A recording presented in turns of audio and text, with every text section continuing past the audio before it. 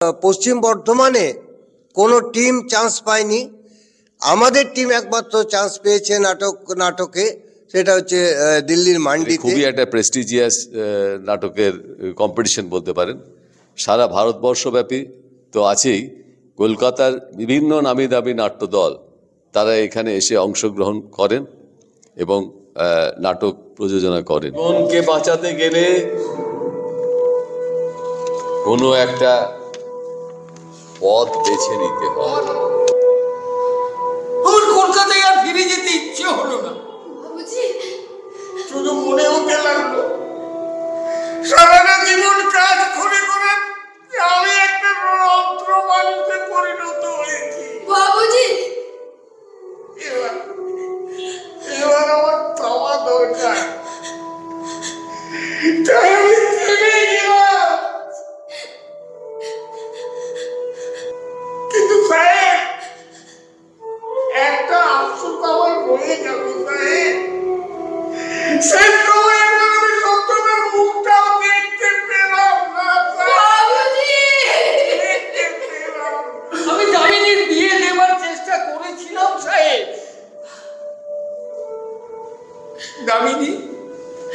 দামিনী রাজি হয়নি।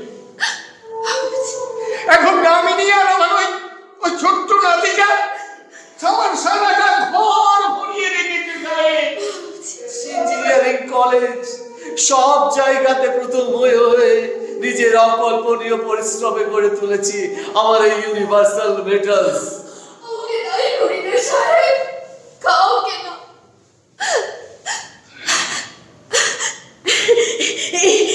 জানেন স্যার, আমার দিদিমা বলতো ওরে মনি, জীবন না একটা কাঁটার ডগায় মধু লাগিয়ে এক নাগারে চেটে যাওয়া। বেশ বড় রকমের একটা ফাঁক খুঁজে পেয়েছে। আমি স্যার কিছু বুঝতে পারছি না। তোমার মনে আছে লাস্ট উইকে সিঙ্গাপুর থেকে আমরা প্রায় 40 লাখ টাকার মেটাল স্ক্র্যাপ এক্সপোর্ট করার বরাত পেয়েছিলাম? 40 লাখ? মানে আপনি ওই অ্যালুমিনিয়াম স্ক্র্যাপের কথা বলছেন? এক্স্যাক্টলি। বাট সোকলাম লাইনের মাল তো ডেলিভারি হয়ে গেছে, সেখানে কোনো গোলমাল নেই? আছে জানি তো, গোলমাল আছে। এক্সাইজ ডিউটি কমানোর জন্য আমরা অনেকটা লো প্রাইসে রেট ফেলে চালান তৈরি করেছিলাম। সেটাই আমাদের এই ওয়ার্ল্ডের ভাষায় বলে স্ট্র্যাটেজিক্যাল মুভ। আমাদের পেছনে কেউ লাগলে আমরা মুখে কিছু বলবো না, কিন্তু সুযোগ পেলেই আমরা তার বদলা নিয়ে নেব। Right sir. তিল তিল করে আমার এই সাজানো সংসার সামান্য একটা সমস্যার কারণে আমি ভেঙে গুড়িয়ে যেতে দেব না। যাও। আর একটা কথা শুনে রাখো, প্রোডাকশন রিলেটেড কোন স্টাফকে আজকে আমি ছুটি দিচ্ছি না। Is it clear? Don't just get lost. যাও চলে যাবে তো। এই মুহূর্তে আমরাও ভেরি মাচ হেল্পলেস। আমি জানি ওই লোকটা আমাদের স্টোরের ব্যাকবোন। অত বড় একটা স্টোর হাউসের প্রতিটি আনাজ কানাজ নখদর করে, ইভেন রেজিস্টার গুলোর কোথায় কি লুপহোল রয়েছে একমাত্র বৈজনাথই মার্ক আউট করতে পারবে, আর সেই মতো ব্যবস্থা নেবার প্ল্যানটাও বাতলাতে পারবে। ডোন্ট ওয়ারি, ওকে আমরা নেক্সট মান্থে পুষিয়ে দেবো। কিন্তু স্যার, আবার কি হলো? আজ রাতে যদি ছেলেটার ভালো মন্দ কিছু হয়ে যায়, সেটা কি আমরা কোনোভাবে পুষিয়ে দিতে পারবো? Look, Jayanto, this corporate world only takes care of its incumbents. No one else. কোম্পানির কাছে এমপ্লয়ি তার শেষ কথা। নমস্কার বন্ধুরা, গৌতমের সাথে এই চ্যানেলে আপনাদের স্বাগত জানাই। বন্ধুরা, এতক্ষণ আপনারা দেখছিলেন নাটকের একটি অংশ এবং আমাদের রানীগঞ্জের অহংকার, আমাদের রানীগঞ্জের গর্ব শিয়ারশোল স্পোর্টস অ্যান্ড কালচারাল। এবং আমরা আপনাদের জানিয়ে রাখি, আগামী 19 তারিখে আমাদের ভারতবর্ষের রাজধানী নিউ দিল্লিতে কিন্তু মান্ডিতে ন্যাশনাল থিয়েটার ফেস্টিভ্যাল এরপর অনুষ্ঠিত হচ্ছে। এবং সবচেয়ে গৌরবের ব্যাপার সেটা হচ্ছে আমাদের রানীগঞ্জ থেকে এসএসসি, আপনারা জানেন শিয়ারশোল স্পোর্টস অ্যান্ড কালচারাল অ্যাসোসিয়েশনের যে নাটকের দল রয়েছে, তারা কিন্তু তার পাড়ি দিচ্ছে নিউ দিল্লি। এবং আমরা এই মুহূর্তে দেখতে পাচ্ছি এই এসএসসি এর যে রিহার্সাল রুম রয়েছে রীতিমতো নাটকের মহড়া চলছে, আমরা সেই মুহূর্তে এসে উপস্থিত। তো বন্ধুরা, এরপর চলুন আমরা এই নাটকের কলাকুশলী যারা রয়েছে তাদের সঙ্গে একটুখানি কথা বলে নেব। এই মুহূর্তে এই নাটকের যিনি রয়েছেন তাদের সঙ্গে তো কথা বলবে, এবং এসএসসি ক্লাবের যিনি জিএস রয়েছেন, জেনারেল সেক্রেটারি হৃদয় লাল চট্টোপাধ্যায়, হৃদয়দা কি বলবেন? এবং আজকে রানীগঞ্জের গর্ব এসএসসি, এবং সবচেয়ে গৌরবের ব্যাপার হচ্ছে আমাদের দেশের রাজধানী মান্ডিতে, মানে দিল্লির মান্ডিতে যে ন্যাশনাল থিয়েটার ফেস্টিভ্যাল হচ্ছে, সেখানে অংশগ্রহণ করতে চলেছে আপনাদের ক্লাব, কি বলবেন? দেখুন, নাটকের চর্চা তো আমাদের 17 বছর আগের থেকে হচ্ছে, কিন্তু আমাদের এই যে শিয়ারসোল স্পোর্টস অ্যান্ড কালচার অ্যাসোসিয়েশনের টিম, এবং শুধু শিয়ারসোল থেকেই না, আমার মনে হয় পশ্চিম বর্ধমানে কোনো টিম চান্স পায়নি। আমাদের টিম একমাত্র চান্স পেয়েছে নাটকে, সেটা হচ্ছে দিল্লির মান্ডিতে ন্যাশনাল ফেস্টিভ্যালে। এই জন্য আমরা গর্বিত। আমরা চাই যে আমাদের টিম সুন্দরভাবে নাটক করে নাম সুনাম আরও অর্জন করে আসুক। ধন্যবাদ। তো বন্ধুরা, সত্যি গর্বের ব্যাপার, এবং এই যে গর্ব, এই যে নাটকের দল পাড়ি দিতে চলেছে আমাদের দেশের রাজধানী দিল্লির সে মান্ডি হাউস। আমরা এক মুহূর্তে নাটকের যে যারা ব্যক্তিত্ব রয়েছেন, জ্যোতির্ময় কাঞ্জিলাল, একটুখানি তার সঙ্গে কথা বলে নেব।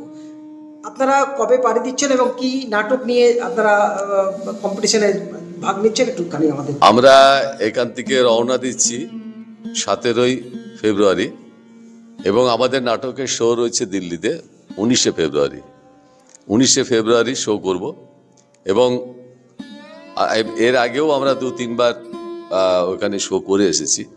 এটা খুবই একটা প্রেস্টিজিয়াস নাটকের কম্পিটিশন বলতে পারেন। সারা ভারতবর্ষব্যাপী তো আছেই, কলকাতার বিভিন্ন নামি দামি নাট্য দল তারা এখানে এসে অংশগ্রহণ করেন এবং নাটক প্রযোজনা করেন।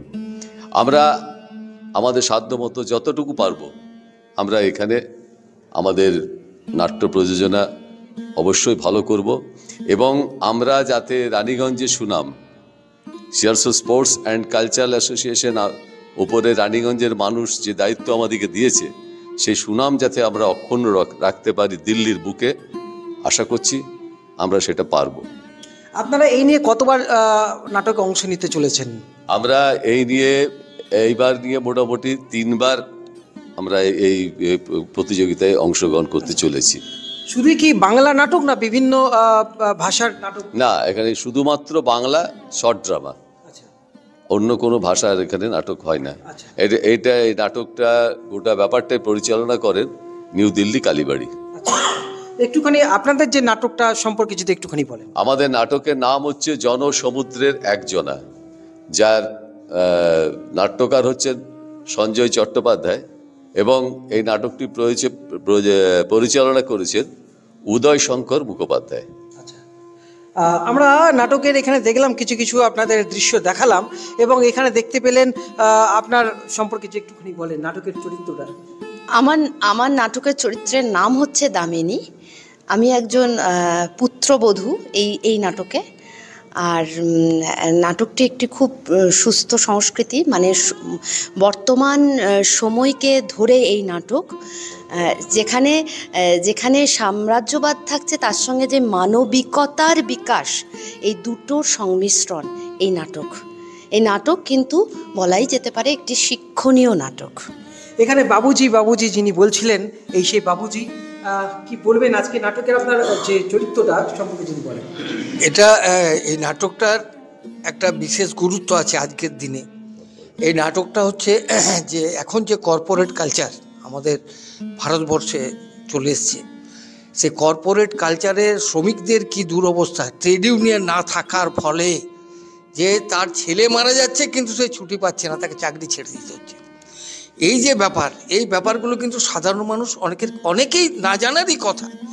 আমরা নাটকের মাধ্যমে এটা তুলে ধরতে চাই যে সব জায়গায় মানে আমাদের শ্রমিকদের স্বার্থ রক্ষার ক্ষেত্রে সব জায়গাতেই কিন্তু একটা ট্রেড ইউনিয়ন দরকার, কিন্তু এখানে ট্রেড ইউনিয়ন নেই। তো সেই ব্যাপারটাই এই নাটকে এত সুন্দরভাবে উপস্থাপিত করা হয়েছে যে এটা কিন্তু এই বিষয়বস্তুটা খুব ভাইটাল এই সময়ে। তো আমরা চাইছি যে এই নাটকটা আরও হোক, কিন্তু আমাদের একটা স্লোগান ছিল অতীতে, এখনও আছে, আরও নাটক চাই, আরও মঞ্চ চাই। কিন্তু দুর্ভাগ্য আমরা অতীতে অনেক আমাদের এই শিল্পাঞ্চলে অনেক জায়গায় মঞ্চ পেয়েছি, কিন্তু এখন আর পাই না মঞ্চ। আমাদেরকে ডাকেও না অনেকে, আর আমাদের মঞ্চ পাইও না আমরা। কিন্তু আমরা এটাকে ধরে রেখেছি। আমরা তবু বিভিন্ন জায়গায় যাই, বাইরে যাই, এখানে যদি না পাই আমরা বাইরেও চলে যাই। এবারেও যাচ্ছি, আশা করছি নাটকটা ভালো লাগবে মানুষের, এবং আমরা আরও উদ্গ্রীব হয়ে আছি। যদি এখানেও হয় কোথাও, তাহলে আমরা চাইবো যে আরও বেশি বেশি করে মানুষ এই নাটকটা দেখুন, এবং নাটকটা দেখার দরকার। নাটকের কিছু অংশ দেখা গেল এখানে খুব বড় অফিসারের ভূমিকায় সম্ভবত অভিনয় করছেন জ্যোতির্ময় দা, কি বলবেন আপনার চরিত্রটা এখানে? আমার চরিত্রটা হচ্ছে এখানে একজন ইউনিভার্সাল মেটালস বলে একটা কোম্পানি আছে, সে কোম্পানির মালিক। সে মালিক শ্রমিকদের উপরে কিভাবে যে অত্যাচার করে, তার ছেলের খুব অসুখ, কিন্তু সে অসুখেও সে তার শ্রমিককে ছুটি দেয় না, সে ছেলে মারা যায়। তো সেই রকম চরিত্রটাকে একটা ফুটিয়ে তুলতে বুঝতে পারছেন দু রকমের রোল আমাকে করতে হচ্ছে। একটা আমাকে অতীতে ফিরে গিয়ে ফ্ল্যাশব্যাকে আমাকে বৈজনাথের পুত্রবধূকে জানাতে হচ্ছে যে আমি কেন ছুটি দিতে পারিনি গোটা ঘটনাটাই। সেই গোটা ব্যাপারটা অটোমেটিকলি আমাকে দুটো রকম চরিত্র অভিনয় করতে হচ্ছে আমাকে, এবং এই বৈজনাথও তাই, দুটো চরিত্র করতে হয়। এখানে আরেক গুরু গম্ভীর গলায় দেখলেন শাসন করছিল, আপনার নামটা এবং আপনার চরিত্রটা এখানে? আমার নাম স্বরূপ দাস, আমার চরিত্র এখানে হচ্ছে মিস্টার ব্যানার্জি। আমি কোম্পানির একজন ম্যানেজার। তো আমি যে একটা ভেতরে যে একটা অন্যায় করেছি, সেটাকে যাতে আমার উপরে না আসে সেই জন্য আমি যে বৈজনাথ যিনি স্টোর ইনচার্জ, তাকে আমি জোর করে দাবিয়ে রেখেছি, ছুটি দিতে চাইছি, তাকেই ফাঁসাতে চাইছি আমি, যাতে আমি না ফেঁসে যাই। সেই জন্যেই আমি ওনাকে ছুটি করতে যেতে দিইনি আমি। তো বন্ধুরা দেখলেন নাটকের রিহার্সাল, আপনাদের সেই মুহূর্তগুলো দেখালাম। এবং কত সময়ের এই নাটক যদি একটু বলেন?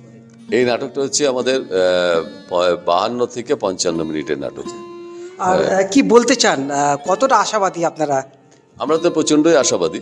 এখানে পুরস্কার পাওয়াটাই বড় কথা নয়, এরকম একটা প্রতিযোগিতায় যেখানে অংশগ্রহণ করাটা একটা বিরাট ব্যাপার, এবং সেই জায়গাটা আমরা এবারে পেয়েছি। এবং আমরা অনেক কিছু বাধার সম্মুখীন হয়েছিলাম এই নাটকটা করতে গিয়ে। অতদূর যাওয়া বুঝতেই পারছেন আমাদের খুবই অসুবিধা হয়। কিন্তু যেমন আমাদের মহিলা যিনি আমাদের এই টিমে অভিনয় করতেন, বিশেষ কারণে তিনি যেতে পারেননি, হ্যাঁ, তার জায়গাতে আমরা এই সুমিতা চ্যাটার্জিকে নিয়ে এসেছি। আপনারা কতজন টিমে রয়েছেন নাটকে? আমরা এখন দিল্লি যাচ্ছি 9 জন। আচ্ছা, 9 জনই কি অভিনয় করছেন? না, 9 জনের মধ্যে আমরা অভিনয় করছি 6 জন।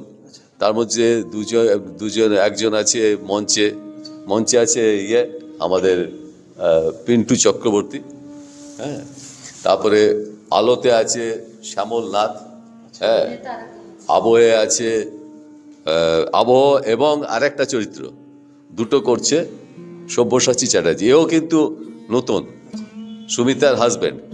এরা দুজনে মিলে যাতে নাটকটা আমরা করতে পারি, দিল্লি থেকে অনুষ্ঠানটা করতে পারি, এরা সহযোগিতা না করলে তাহলে হয়তো আমাদের নাটকটা করা সম্ভব হতো না। তো বন্ধুরা, দেশের বিভিন্ন প্রান্ত থেকে কিন্তু দিল্লির মান্ডি হাউসে এই যে এত বড় নাটকের যে ফেস্টিভ্যাল হচ্ছে, অংশগ্রহণ নিচ্ছে আমাদের রানীগঞ্জের গর্ব এসএসসি এর যে নাটকের দল।